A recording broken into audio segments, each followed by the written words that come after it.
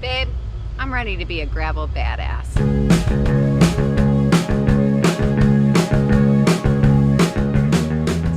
Welcome back to another episode of Gravel Badass. Today we're gonna ride with Tina. Tina, tell us about yourself as a person, as a bicyclist, however you prefer. Okay, well, I like to ride bikes, and I like people who ride bikes. I've discovered since moving to Ohio in probably 2008. I think a bike was always in my life in some way, and I can remember in middle school and high school was my transportation. Just zooming around the neighborhoods and visiting friends in other neighborhoods. I rode my bike to work as a lifeguard. I rode my bike to softball practice. And then for a while, maybe in the 90s or something, maybe a little hiatus where I did a lot of rollerblading. Oh. And had a child, so not so much biking, but then I got a Burley and transported her with the dog, so that was kind of fun. Cool. But it wasn't until I moved to Ohio that I realized that a person can have more than one bike and do more than one kinds of riding. Yeah. So that's been super awesome. So I met my friend Stacy when I moved here, and I harassed her because I'm like, why does anybody need like 4 or 5 bikes? Like I had a Mongoose I bought off of Craigslist, and that was my bike. And then she introduced me to a mountain bike trail, and I was like, oh, this is super fun. So riding around in the woods and the trees and riding over rocks and things. So now that's kind of my favorite kind of riding.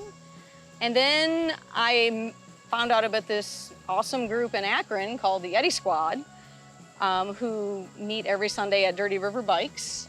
And I'm like, okay, I'm gonna try this. And I discovered that off-road biking is probably my all-time favorite. Nice. So now I went from 1 bike to 5. Cool. I'm there. I hope I remember all the things that you said that I want to ask follow-up questions on. Okay. While we ride our bikes. Sounds good. Let's ride bikes.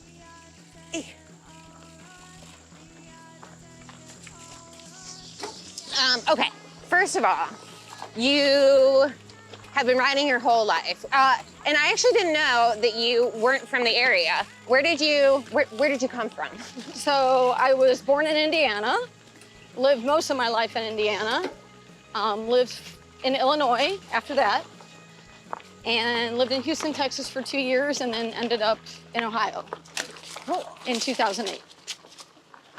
So the riding that you described doing, like growing up, where was that, and tell me more about it. So in our neighborhood, all the kids had bikes. And I remember at some point, I don't know if it was middle school maybe, my dad gave me the choice, because we had 6 kids in our family. Okay. So he's like, okay, you're gonna get a bike and you need to decide if you want 12 speeds were just coming into fashion or a 3-speed. And for some reason I opted for the 3-speed, but it had a super cushy seat and it was fun to ride. So I remember just riding my bike everywhere.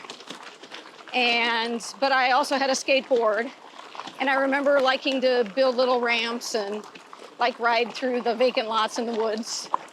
So I think that's why I enjoy mountain biking so much. Yeah. Because it kind of makes me feel like I'm 12 again. Yeah. I think we were talking about this a little bit before, but I think that there's that combination of being outside and like testing and developing your skills, and then like having kind of like small successes along the way that add up to like the overall fun of the ride. Yes. Okay, so you came to Akron, and Stacy, did you know Stacy before you came to Akron, or did you meet Stacy here? No, I met her here, and it was right about the time I was able to do more riding. And I didn't realize when I bought this little Mongoose on Craigslist that it had suspension, and I could ride on trails that were not roads. So we did that, and that was super fun. And then I found the Yetis who ride on gravel and do all kinds of crazy, I call it urban mountain biking almost.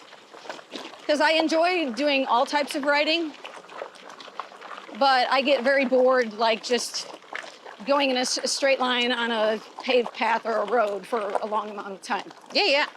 I think that there's also like the intersection between, you know, gravel and mountain biking, like they feed off each other. Like mountain biking helps you develop skills that come into play for gravel riding, and like vice versa.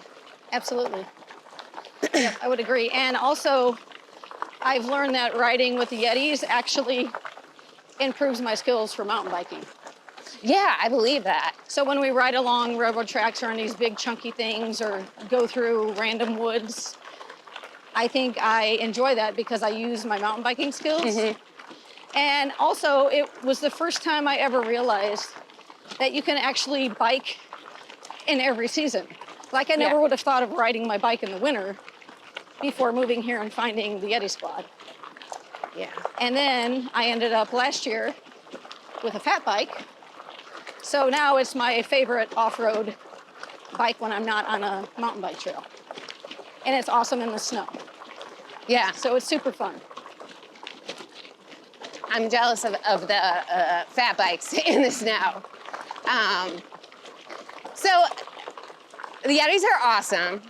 Is there, I mean, the kind of rides that the Yetis go on, like across the spectrum. Is there one in particular that stands out as like the craziest for you or the most fun for you? So probably the most fun would be like the Honda Hills dirt stuff. Yeah. Or what we call the salt mines, like going through the woods and creeks. But also I love the fact that the Yeti squad always does different types of rides because I do enjoy getting out on the road and doing like the Otis Roubaix, the Road Apple Roubaix. I've done the Blackboard gravel grinder. Oh, wow. So I like to, and I know different people that ride different types of bikes. Yeah. So I like being able to spend time with all the different people because they're all just very cool people. Yeah. That resonates a lot with me. Like I have friends that will be like a cruise out to Kent and have a couple beers and cruise back. And then I have another group of friends who like I can go to Hampton with and like do that. And it, you know, it's just different people's different preferences for riding and like having the opportunity to do that with people in each of those settings and types of riding. I think that's awesome. Yeah, I really enjoy that. Like having a whole spectrum of, you know, different types of activities. And I grew up playing team sports. So I was always like in a sport. And then as I got older and couldn't like do quick lateral movements anymore and play softball or basketball, I started riding a bike a lot. So for me, it's been the best activity to do and not, you know, get hurt and still be able to do my job. And it's just a lot of fun. You mentioned earlier having multiple bikes. So you're on your fatback bike now. Like what are the different kinds of rides that you would take that on? This type of ride right now where we're riding over chunky gravel, I would take it in the snow. Before I had a fat bike, I rode my mountain bike in the snow, but there's just something about a fat bike with the fatter tires and being to ride over stuff and not really worry about it. Yeah. But, you know, it's heavier, and so for like a road ride or a Roubaix, I would definitely not ride this bike, but then I have my gravel bike, and it's a whole different kind of riding, and that's fun.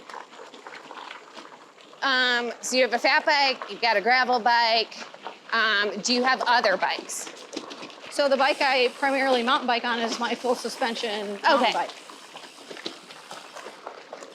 And then the first bike I had after my Craigslist bike was just like a live hybrid that I used to ride on the towpath and wherever, Akron Bike Party, a critical mass, because I do love urban riding also. Yeah. There's something about getting out in a city, especially at night, And I love exploring and finding like murals and graffiti and looking at buildings all lit up. I like that type of riding as well. And it's a social activity too. So Yeah. you just, meet really cool people and it's a lot of fun. So are there other bikes you want? Like, do you think you've checked your boxes, or you're like, when the time comes, I'm gonna need one of these guys? I don't know if there's a different kind of bike I would want. The only thing I know that in the winter, I enjoy going up to the indoor bike park at Ray's. Yeah. So it would be fun to have a dirt jumper if I lived closer to there and had like the annual pass. Yeah. But, I don't think I go there enough to justify that. But it is super fun to go up there and just rent one of theirs and do that different type of riding. You tell me more about Ray's. I mean, conceptually, I get it. Like, it's an indoor mountain bike park. Yeah. But, like, give me more. Sell me on it. So it's just this big, huge warehouse. And the dirt jumpers, they don't have gears or anything. You don't sit on the saddle at all. And there's one brake, the back brake. Okay. So there's all different types of, rooms. Like there's a flow trail that goes around the entire bike park. There's different rooms for different skills you could try. There's pump tracks. So I don't know if you're familiar with a pump track, but a pump track, the goal is to get around the whole track without ever pedaling. Oh, okay. So there's flowy stuff and you use your body to pump the bike and you get it around the pump track. And then there's also rooms with all sorts of jumps and people do tricks. And I don't do that because I need to keep my job. But there's a section of all different types of, not really obstacles, but like skinny bridges, logs you could try to ride over to practice your skills for mountain biking, like trying to ride on a skinny log and not fall off of it. So those things really help my mountain biking come the spring, so I'm not completely out of shape, so I can make it up that hill at Hampton in the spring. Right. So I'm asking because it intimidates me. Like, were you intimidated by, are you a person who's intimidated by new things, or you just dive in feet first and give it a shot? I think it depends. I have to be comfortable that I can attempt it and not really hurt myself. That's my gauge. So if there's a little skinny bridge and it's only a foot off the ground, I know that if I ride off of it, I'm not gonna fall and hurt myself. Yeah. But if there's a log or something that's 5 feet elevated, I'm just not gonna do that. Right.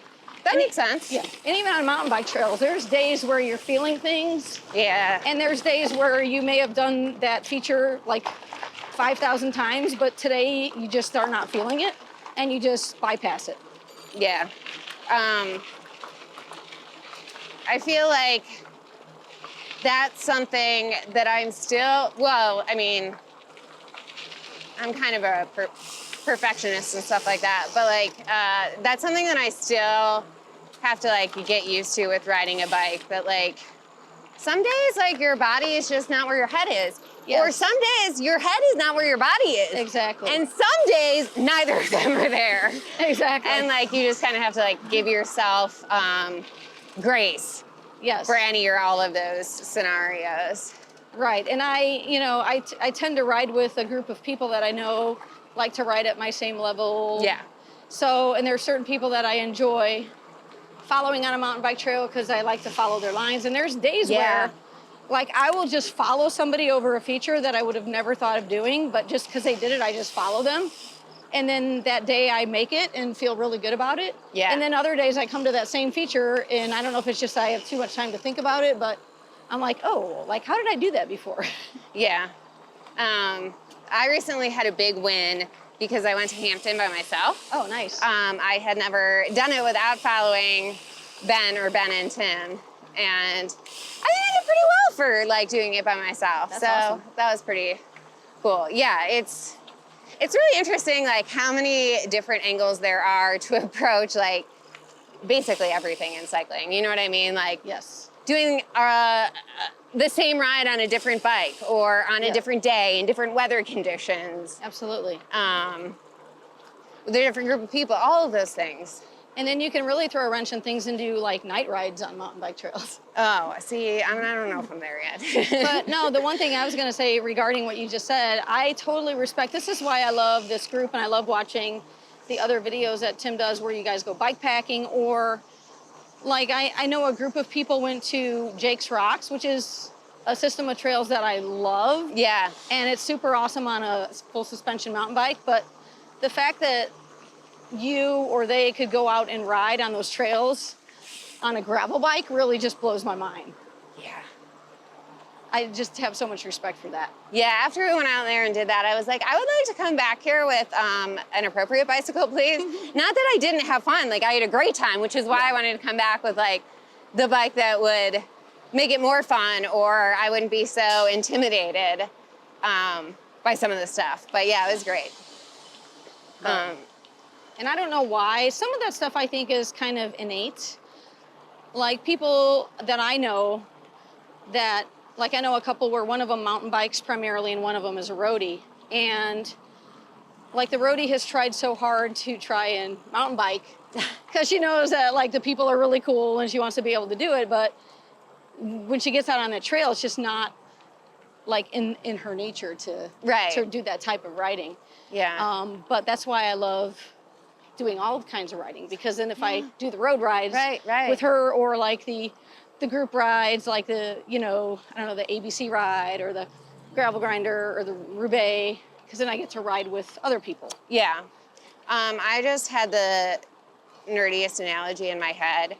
I make a lot of spreadsheets at work, and I was like, oh yeah, this is like, I work in Excel all the time, and it becomes intuitive, like just how to get Excel to do what you want it to do. But I go into Google Sheets, and I don't know, like same thing, but it works just differently enough that I can't make it do it. Yeah. But yeah, I like diversifying the types of rides I'm doing. And I kind of feel like that trip to Jake's Rocks, I wouldn't say anybody tricked me into like going and doing it, but I think if I had known more about exactly what type of riding it was, like I may not have gone, or I may have had like preemptive anxiety about it. Right. But it was great. And now like, I'm like, oh, mountain biking, I can get into this. Right. Well, sometimes that's how I feel if I go with a group that just does a group ride on the road. And like, had I known they were gonna ride like 30 miles at like, you know, I don't know, whatever miles per hour they were gonna do the whole time, I don't know if I would have gone.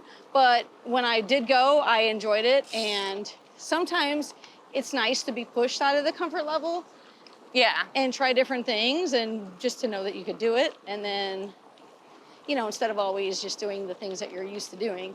Yeah. And I think that sometimes, like, some of those things, like even the categories of mountain biking versus gravel versus road, they're actually so mutable that they almost don't, like, sure, there are rides that you definitely would call mountain biking and not gravel, or like definitely road and not gravel, but it's like a spectrum. It's not like a either or. And I also think like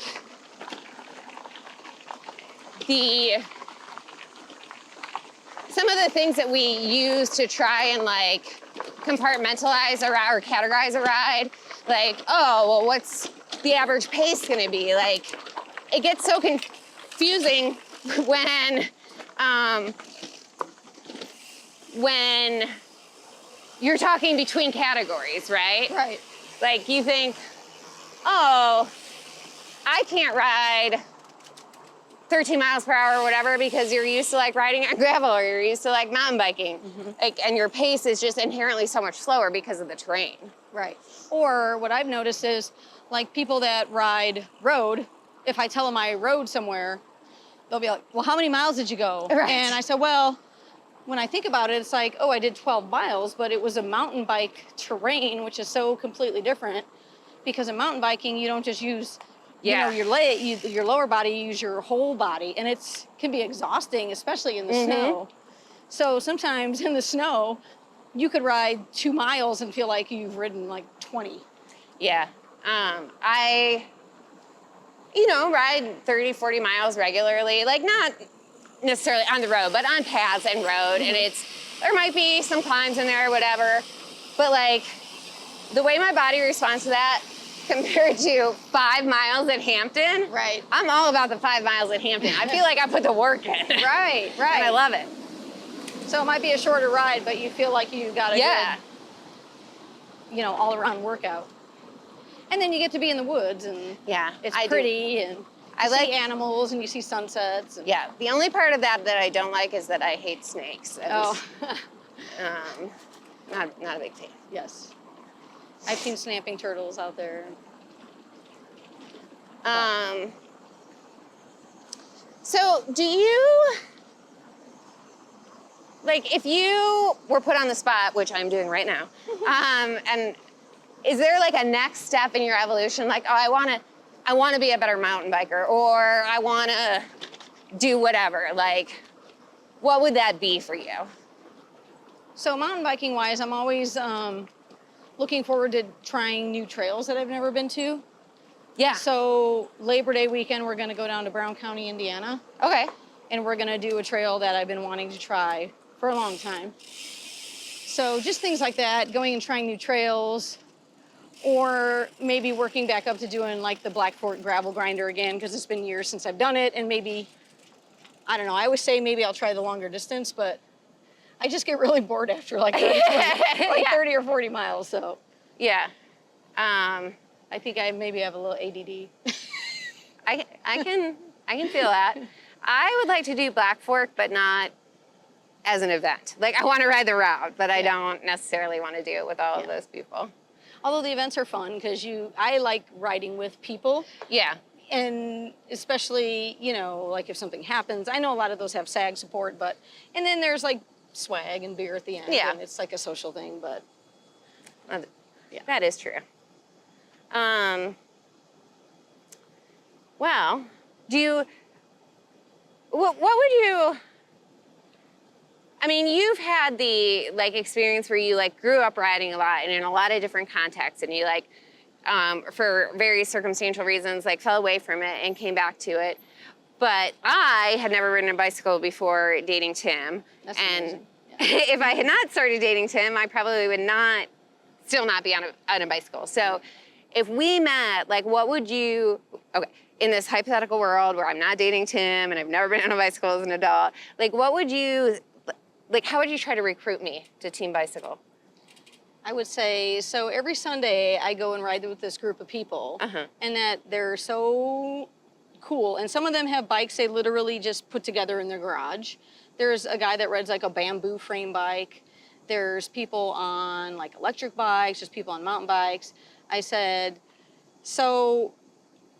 but the group is set up in a way where there's somebody that leads and everything is optional, but then there's somebody that stays back and, kind of hangs with the people who maybe don't want to try all the crazy things. So no matter what level of riding you are, it's guaranteed that you're going to have fun.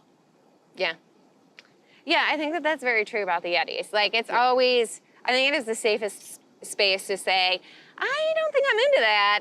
And nobody, somebody, even if they are into it, is okay, cool, let's just slow pedal this way, and everybody will catch up when they're done with that. And I think that's great. But there are those opportunities to test your skills or try something new. So. Yeah. And I have extra bikes, so if you want to try one. Oh, see, that's so nice. My friend Dawn wants to, we're gonna go to a mountain bike trail, Alum Creek State Park, this weekend. And she's like, oh, do you have another mountain bike I could try? So she's gonna use my old mountain bike, and she's gonna try, mountain biking on a mountain bike trail. Awesome, well, I'm very excited for Dawn to do that. Right. Cool. I really appreciate you riding with us today and chatting with us. I appreciate you. I don't know if you guys want to take off. I'm actually going to ride back that way because I dropped my sunglasses and didn't want to stop and ruin this episode. So I'm going to go get those and I'll be right back. It's a true story. Do you want us to ride with you?